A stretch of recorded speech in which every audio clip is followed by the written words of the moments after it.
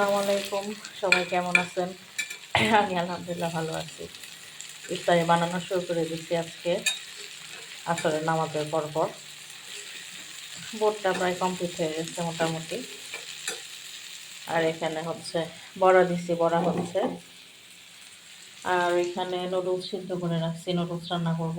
আর এখানে পেঁয়াজ মানে যা যা লাগে ইফতারি তৈরি করতে দুপুরবেলা রান্না শেষ করে ইফতারির জিনিসগুলো মানে পেঁয়াজ, কাঁচামরিচ, তারপরে হচ্ছে ফ্রিজের থেকে বোট সেদ্ধ নামায় রাখছিলাম। দুপুরবেলা টুকটাক মানে কাটাকাটিগুলো দুপুরবেলা করে রাখি আর কি। তারপরে বিকালবেলা আসারের পরে শুধু ভাজাভাজি করে দিই।